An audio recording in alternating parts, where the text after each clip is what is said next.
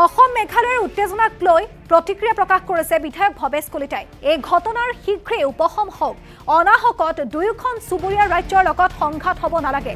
দুৰ্বৃত্তৰ বিৰুদ্ধে মেঘালয় চৰকাৰে কঠোৰ পদক্ষেপ গ্ৰহণ কৰিছে বুলি মন্তব্য প্ৰকাশ কৰিছে বিধায়ক ভৱেশ কলিতাই। শেহতীয়াকৈ যি পৰিস্থিতিৰ সৃষ্টি হৈছিল সেই পৰিস্থিতিৰ সন্দৰ্ভত এবাৰ মন্তব্য প্ৰকাশ কৰিছে বিধায়ক ভৱেশ কলিতাই। তেওঁ কৈছে যে এই ঘটনাৰ শীঘ্ৰেই উপশম হওক। অসম মেঘালয়ৰ উত্তেজনাক লৈ এই প্ৰতিক্ৰিয়া প্ৰকাশ কৰিছে বিধায়ক ভৱেশ কলিতাই। অনাহকত দুয়োখন চুবুৰীয়া ৰাজ্যৰ লগত সংঘাত হ'ব নালাগে। দুৰ্বৃত্তৰ বিৰুদ্ধে মেঘালয় চৰকাৰে কঠোৰ পদক্ষেপ লৈছে বুলি মন্তব্য প্ৰকাশ কৰিছে। তেখেতে মন্তব্য প্ৰকাশ কৰিছে, এই সন্দৰ্ভত প্ৰতিক্ৰিয়া প্ৰকাশ কৰিছে। সেই প্ৰতিক্ৰিয়া আপোনালোকলৈ আগবঢ়াই ইভিনিং এট 5 পৰা মই ৰাণীমা পঠাকৈ বিদায় লৈছোঁ। নমস্কাৰ। এসময়ত আমি এখন ৰাজ্যতে আছিলোঁ।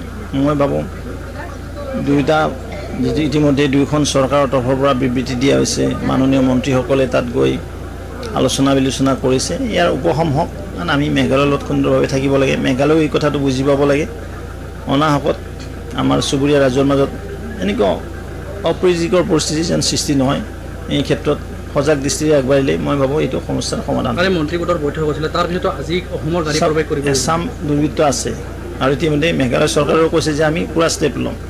মই ষ্টেটমেণ্টটো দেখিছোঁ তেওঁলোকৰ, যে তেওঁলোকে কৈছে যে অসমৰ যিখিনি গাড়ী মটৰৰ ক্ষতিসাধন হৈছে তেওঁলোকে কম্পেনচেট কৰিম বুলি কৈছে। এইখন ড্ৰাইভাৰো ইঞ্জুৰি হৈছে, তাৰ ট্ৰিটমেণ্টৰ কাৰণে সহায় দিম বুলি কৈছে। মই তাৰ বাবে মেঘালয় চৰকাৰক ধন্যবাদ দিছোঁ। কিন্তু এতিয়াও গোটাঘাতমূলক কাম যেন বন্ধ কৰে তাকে কামনা কৰি। তৃতীয় পক্ষ জড়িত আছে নেকি? তৃতীয় আছে, চতুৰ্থ আছে, মই ইয়াৰ পৰা কেনেকৈ ক'ম। এসময়ত আমি এখন ৰাজ্যতে আছিলোঁ। মই ভাবোঁ দুয়োটা ইতিমধ্যে দুয়োখন